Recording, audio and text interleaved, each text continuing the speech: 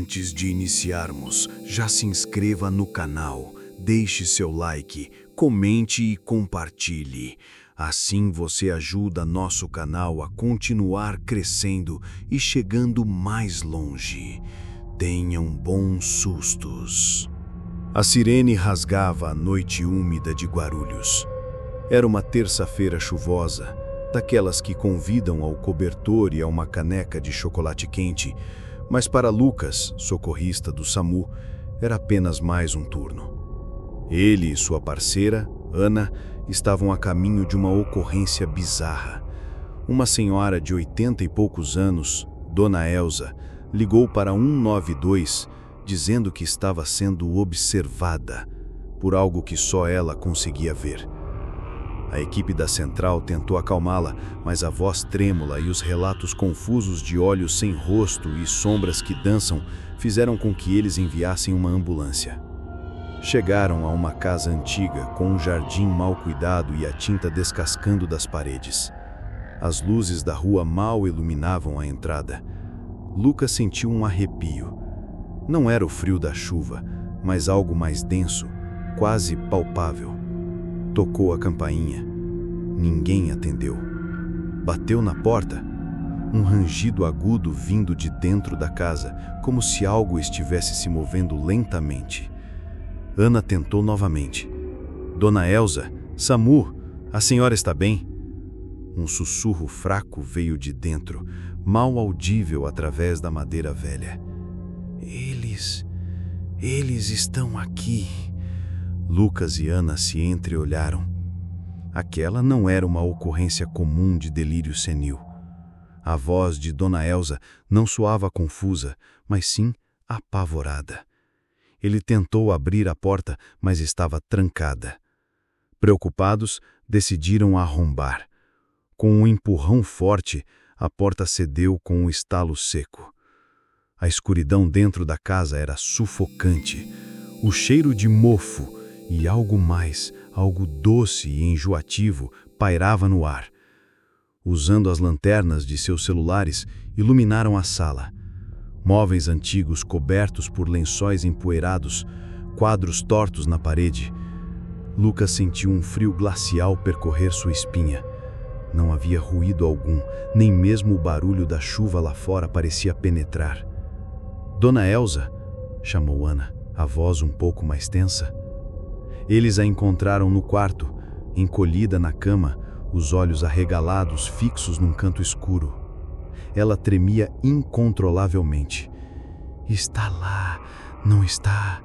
Ela sussurrou, apontando com um dedo trêmulo para o vazio. Lucas olhou. Não havia nada, apenas a sombra projetada pelo guarda-roupa. Ele tentou tranquilizá-la, verificando seus sinais vitais. O pulso estava acelerado, a respiração ofegante, mas não havia nada de clinicamente grave. No entanto, o terror em seus olhos era real. Enquanto Ana tentava conversar com Dona Elza, Lucas sentiu uma brisa fria em sua nuca, apesar das janelas estarem fechadas. O cheiro adocicado se intensificou, misturado com um toque metálico, quase como sangue seco. Ele olhou para o canto que Dona Elza apontara e, por uma fração de segundo, jurou ter visto algo. Uma forma indistinta, mais escura que a escuridão, que parecia se mover na periferia de sua visão.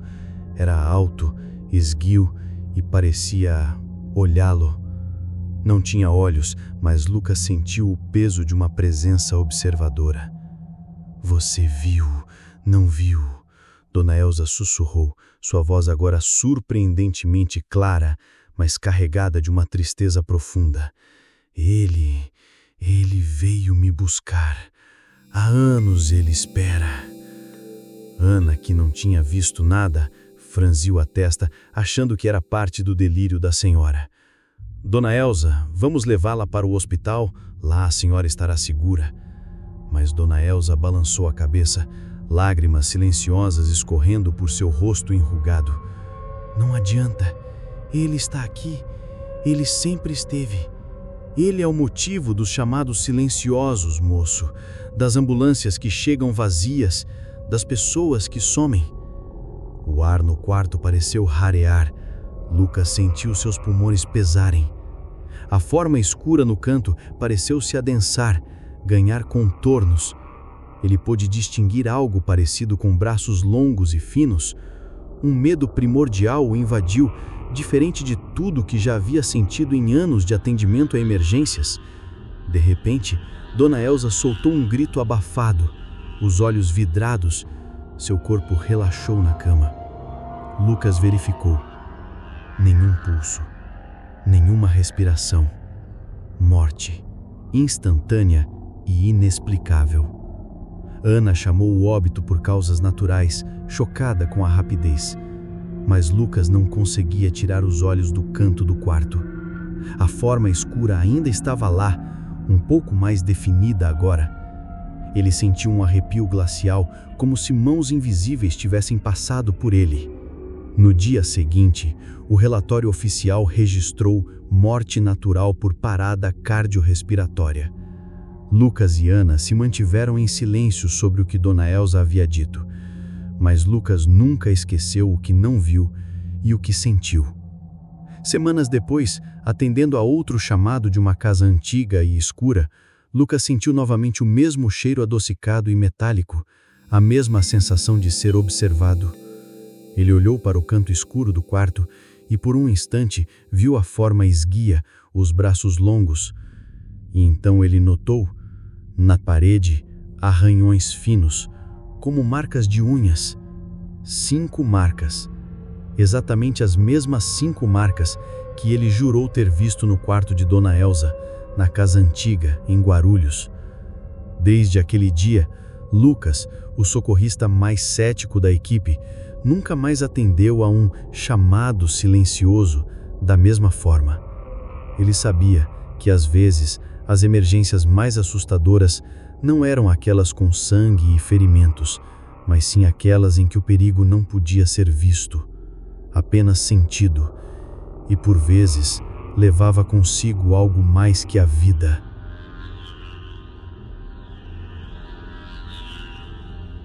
A neblina pairava densa sobre as ruas de Curitiba, naquela madrugada fria de outono. Para Rafael e sua nova parceira, Camila, o plantão estava sendo atipicamente calmo, até aquele chamado. Um homem, voz embargada pelo pânico, relatava ter encontrado o vizinho desacordado em seu apartamento, sem sinais vitais aparentes. O endereço: um prédio antigo no centro da cidade, conhecido por seus corredores mal iluminados e histórias de moradores excêntricos. Ao chegarem ao local, foram recebidos pelo Sr. Alberto, o vizinho. Ele os guiou apressadamente até o apartamento no 3º andar. A porta estava entreaberta e um silêncio perturbador emanava do interior. Rafael sentiu um calafrio percorrer sua espinha, uma sensação estranha que ia além do frio da noite. Dentro, o cenário era confuso. Móveis revirados, objetos quebrados, e no centro da sala, um homem de meia-idade caído de bruços. Camila imediatamente se ajoelhou para verificar os sinais vitais. Sem pulso, sem respiração, pupilas fixas e dilatadas, constatou, a voz neutra do profissionalismo tentando mascarar uma leve hesitação. Rafael observou o corpo. Havia algo de estranho. A pele do homem estava pálida, quase translúcida e incrivelmente fria ao toque, como se estivesse morto há horas, embora o chamado fosse recente. Não havia sinais de luta ou ferimentos visíveis. Enquanto Camila preparava o desfibrilador, Rafael notou um detalhe bizarro. O corpo não apresentava rigidez cadavérica, o que seria esperado após algum tempo sem vida. Ele trocou um olhar intrigado com Camila, que também parecia ter percebido a anomalia. A tentativa de reanimação não surtiu efeito. O monitor cardíaco permanecia uma linha plana e silenciosa. Após alguns minutos, Camila suspirou, resignada. Tempo decorrido. Paciente declarado morto. Foi então que algo inexplicável aconteceu. Um leve tremor percorreu o corpo do homem. Os socorristas se olharam incrédulos. Lentamente a mão do homem se moveu, os dedos se contraindo levemente. Um som gutural escapou de sua garganta, um ruído rouco que parecia vir de muito além de suas cordas vocais. Os olhos se abriram bruscamente, revelando um brilho opaco e amarelado, sem qualquer traço de humanidade. O homem se levantou em um movimento brusco e antinatural, ignorando os tubos e eletrodos que ainda estavam parcialmente conectados ao seu corpo. Sua postura era rígida, desarticulada, como a de um boneco mal feito. Um terror frio paralisou Rafael e Camila. Aquilo não era uma ressuscitação. Aquilo era outra coisa. O paciente girou a cabeça lentamente, fixando os olhos vazios em Camila. Um sorriso horrendo se abriu em seu rosto pálido, expondo dentes anormalmente longos e pontiagudos. Camila gritou e recuou, tropeçando em um tapete. Rafael, embora paralisado pelo medo, instintivamente se colocou à frente dela. O ser avançou, emitindo um som sibilante e baixo. Não se movia como um humano, mas sim como algo arrastado por uma força invisível. Rafael pegou o primeiro objeto que encontrou, um abajur pesado, e o arremessou contra a criatura. O impacto a fez cambalear, mas não pareceu causar dano algum. "Precisamos sair daqui", gritou Rafael, puxando Camila pelo braço. Eles correram para a porta, o som arrastado da criatura ecoando atrás deles.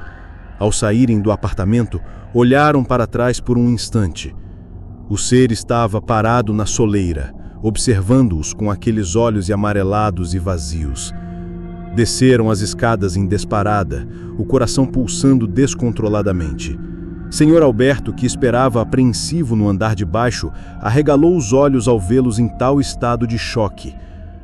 O que aconteceu lá em cima?" perguntou, a voz trêmula. Rafael apenas balançou a cabeça, sem conseguir articular palavras. Eles precisavam sair daquele prédio, daquela neblina sinistra que parecia envolver tudo em uma atmosfera de pesadelo. Naquela noite, Rafael e Camila preencheram um relatório vago, omitindo os detalhes inexplicáveis. Apenas registraram óbito constatado e o posterior comportamento violento do corpo. Ninguém acreditaria na verdade. Nos dias que se seguiram, ambos foram atormentados por pesadelos com olhos amarelados e sorrisos cruéis. Rafael começou a pesquisar sobre lendas urbanas de Curitiba, sobre histórias de mortos que não permaneciam mortos.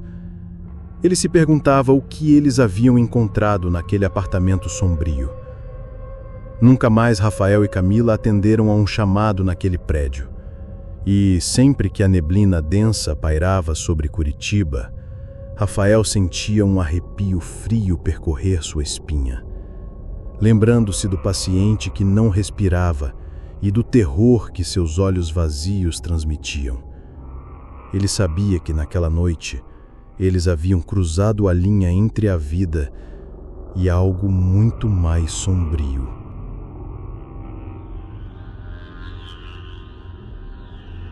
A noite na BR-116, na serra entre Curitiba e São Paulo, era traiçoeira. A neblina densa engolia os faróis e a pista sinuosa exigia atenção redobrada.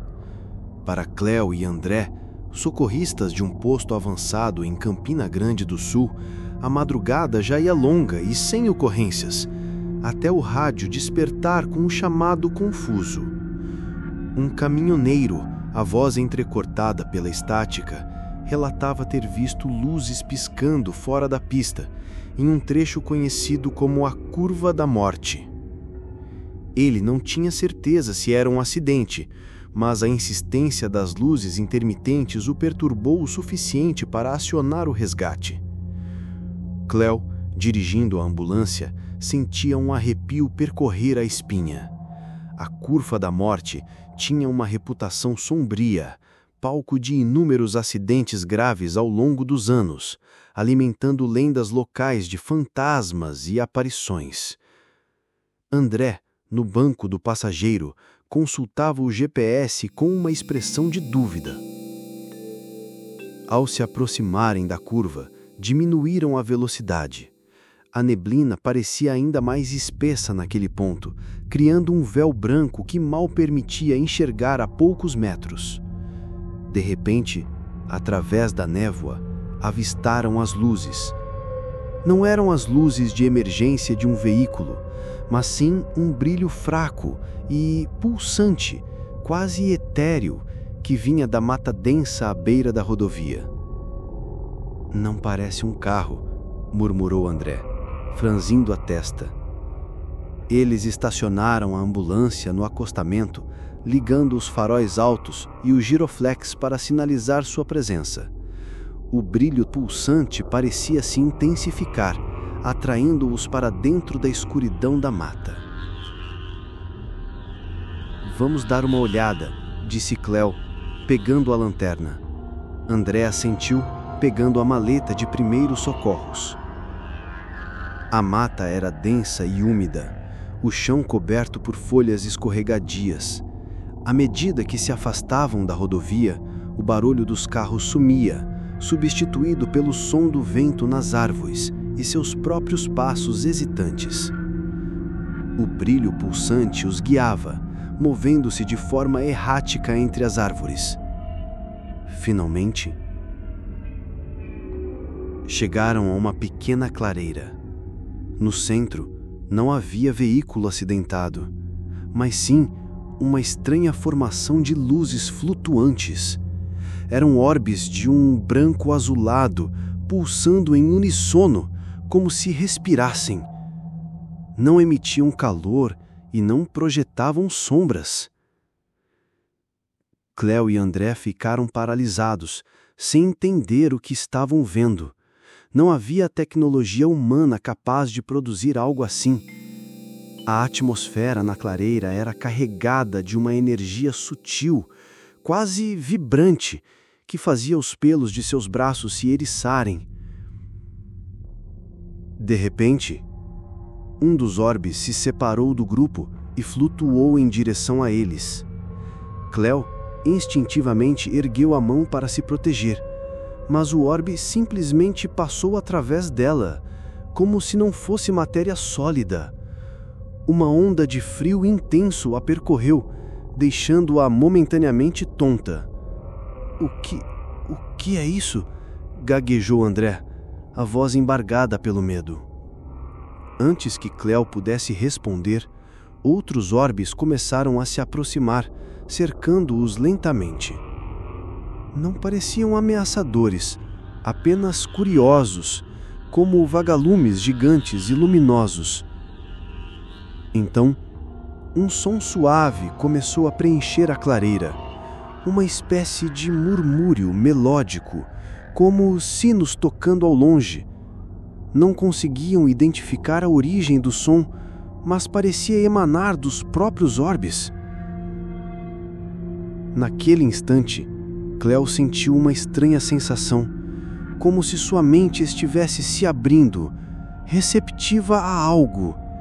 Imagens fugazes passaram por sua cabeça, paisagens desconhecidas, céus estrelados e figuras etéreas dançando em meio à luz. Era como se estivessem tentando se comunicar, mostrando-lhes algo além da compreensão humana. O mesmo parecia acontecer com André, que observava os orbes com um misto de fascínio e apreensão. De repente, tão rápido quanto surgiram, os orbes começaram a se afastar, flutuando de volta para o centro da clareira. O murmúrio melódico diminuiu gradualmente, até se silenciar por completo. As luzes pulsantes enfraqueceram e, uma a uma, desapareceram na escuridão da mata. Cleo e André ficaram ali, no meio da clareira, envoltos em um silêncio pesado. Não havia mais brilho, apenas a escuridão e o farfalhar das folhas. A sensação de energia vibrante havia se dissipado, deixando apenas um resíduo de estranheza e incredulidade. Voltaram para a ambulância em silêncio, sem trocar muitas palavras. O que tinham visto não se encaixava em nenhuma explicação lógica ou médica. No caminho de volta para o posto, tentaram racionalizar o ocorrido, falando em alucinações causadas pelo cansaço ou por fenômenos naturais desconhecidos. Mas, no fundo, sabiam que tinham presenciado algo extraordinário. Naquela noite, a curva da morte na BR-116, na serra entre Curitiba e São Paulo, ganhou um novo tipo de lenda. E Cléo e André, os socorristas acostumados ao sangue e à tragédia da estrada, passaram a carregar a lembrança de um chamado bizarro, de luzes dançantes na mata e de um silêncio carregado de mistério, sabendo que, às vezes, as emergências não são apenas físicas, mas também um breve vislumbre de algo muito além da nossa realidade.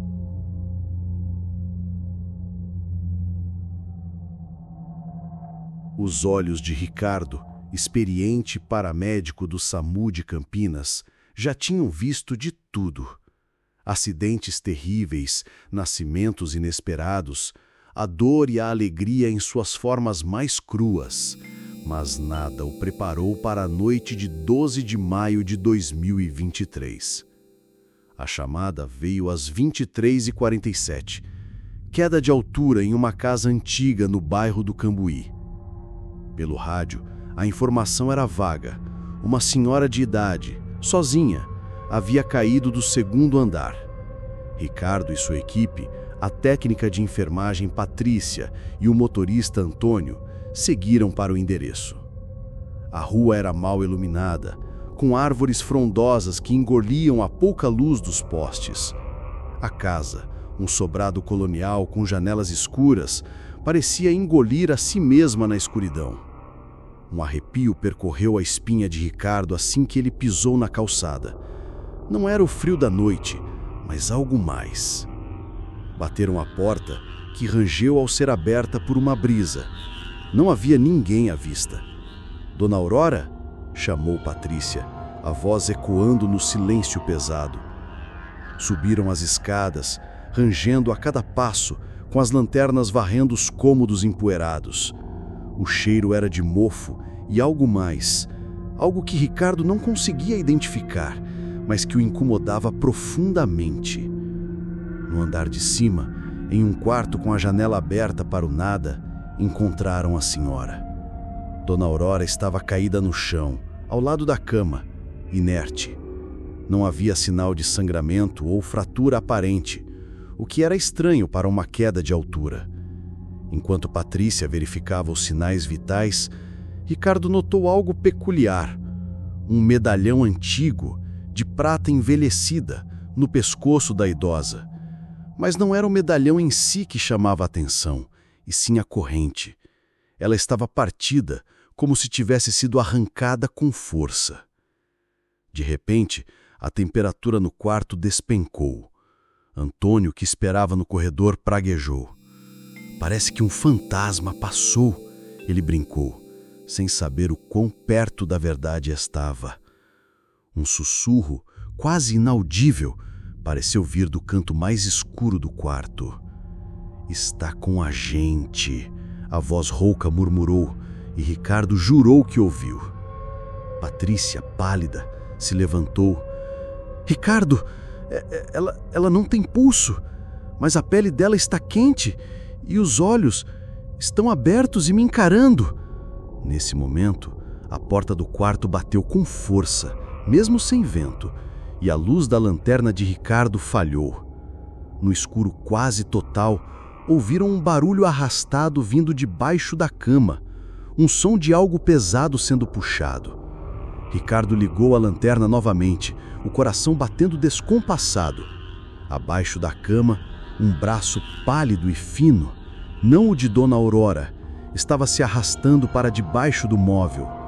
O braço tinha unhas longas e sujas de terra, e no pulso, uma pulseira idêntica ao medalhão no pescoço de Dona Aurora, porém ainda intacta. "Vamos sair daqui!" Ricardo gritou, a voz quase um sussurro de desespero. Pegaram a maca e, com esforço, colocaram Dona Aurora nela. Enquanto a arrastavam para fora do quarto, um gemido longo e lúgubre ecoou pelo corredor.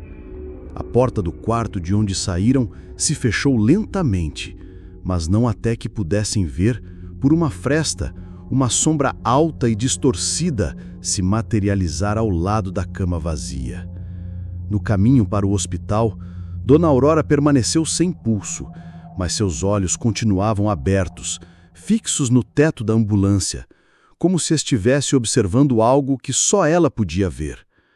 Ao chegarem, os médicos do pronto-socorro confirmaram o óbito, mas ficaram perplexos com a ausência de trauma grave e com a temperatura corporal da idosa ainda alta. Ricardo e sua equipe nunca mais foram os mesmos.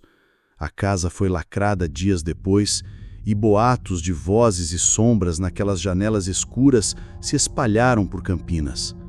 Mas Ricardo, porém, nunca mais duvidou que naquela noite eles haviam resgatado Dona Aurora de um corpo que já não lhe pertencia, mas não antes que algo sinistro tivesse reivindicado sua presença para sempre.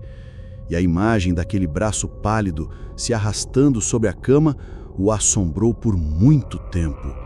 Um lembrete gelado de que nem tudo que se encontra em uma emergência pode ser salvo ou explicado pela ciência.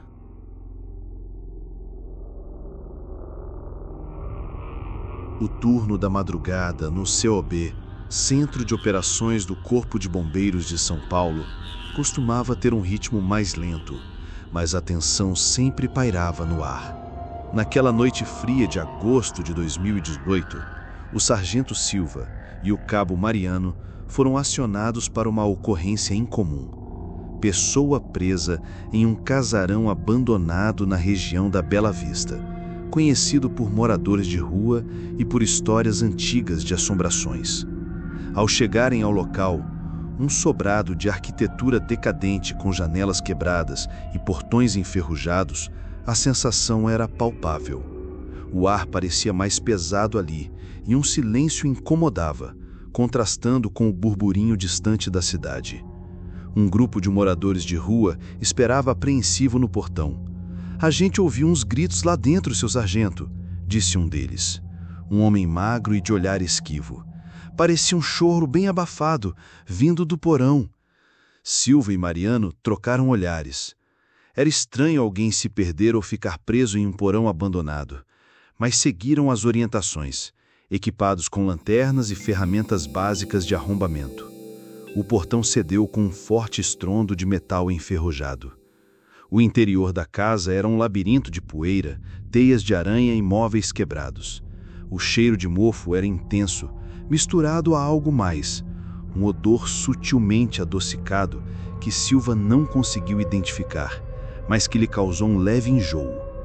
Guiados pelos murmúrios dos moradores de rua, que insistiram ter ouvido os gritos vindos do subsolo, Silva e Mariano encontraram a porta do porão nos fundos da casa. Era uma porta de madeira maciça, inchada pela umidade, com uma fechadura enferrujada. Com algum esforço, conseguiram arrombá-la. O interior do porão era quase total, rompido apenas pelos fachos de suas lanternas. O ar era ainda mais pesado e úmido ali embaixo. O cheiro adocicado se intensificou, tornando-se quase nauseante. Varrendo o ambiente com as luzes, viram paredes de tijolo aparente, rachadas e cobertas por uma espécie de musgo escuro. Em um canto, uma velha escada de madeira rangia sob seus pés a cada movimento. Foi então que ouviram um som fraco, abafado como um choro distante. Vinha de um ponto mais profundo no porão. Seguiram o som, desviando de entulhos e pedaços de madeira podre. Chegaram a um pequeno nicho, uma espécie de cela improvisada com grades enferrujadas. Dentro, agachada em um canto, estava uma figura pequena e esquelética. Parecia uma criança, mas suas proporções eram estranhas, seus membros excessivamente longos e finos. A pele era pálida, quase translúcida, e os olhos grandes e escuros brilhavam fracamente na luz das lanternas. A criatura não chorava mais, apenas os observava em silêncio, a cabeça baixa, com respirações curtas e ofegantes. Silva tentou se aproximar, falando em um tom calmo. "Olá? Você está bem? Nós vamos te ajudar." A figura levantou a cabeça lentamente. Seus olhos encontraram os de Silva e o sargento sentiu um calafrio percorrer sua espinha. Não havia inocência ou medo naquele olhar. Havia algo antigo, faminto e terrivelmente frio. De repente, a criatura emitiu um som agudo, não um grito de dor ou de medo, mas algo mais parecido com um sibilo. Ao mesmo tempo, o ar no porão pareceu gelar ainda mais, e as sombras dançaram nas paredes como se tivessem vida própria. Mariano, que estava a um passo atrás de Silva, agarrou seu braço com força. "Sargento, você não está sentindo isso?" Antes que Silva pudesse responder, a criatura se moveu com uma velocidade surpreendente. Em um salto ágil, atravessou as grades da cela que pareceu não ser obstáculo algum para seu corpo magro. Avançou em direção aos bombeiros com uma agilidade antinatural. Silva e Mariano recuaram instintivamente. Aquele não era um ser humano em perigo. Havia algo profundamente errado ali. A criatura se arrastava pelo chão com movimentos rápidos e desarticulados, emitindo aqueles sibilos perturbadores. Sem saber o que fazer e sentindo um medo visceral que nunca haviam experimentado em anos de serviço, Silva e Mariano recuaram para a escada, sem tirar os olhos daquela coisa que se aproximava. Ao chegarem à porta do porão, a criatura parou, observando-os da escuridão, seus olhos brilhando fracamente. E então, desapareceu. Simplesmente sumiu nas sombras do porão, como se nunca tivesse existido. Silva e Mariano não hesitaram. Trancaram a porta do porão novamente, com as mãos tremendo. Do lado de fora, os moradores de rua perguntavam o que havia acontecido. Os bombeiros apenas disseram que não haviam encontrado ninguém e queriam isolar o local por segurança. Naquela noite, nenhum dos dois conseguiu dormir. O olhar daquela criatura, o frio intenso no porão e o odor adocicado ficaram gravados em suas memórias. Nunca reportaram o que realmente viram, temendo não serem levados a sério. O casarão da Bela Vista continuou abandonado e os boatos sobre o que se escondia em seu subsolo se intensificaram entre os moradores mais antigos. O sargento Silva e o cabo Mariano, por sua vez, nunca mais atenderam a uma chamada naquele endereço e até hoje se arrepiam ao lembrar daquela noite macabra no coração de São Paulo.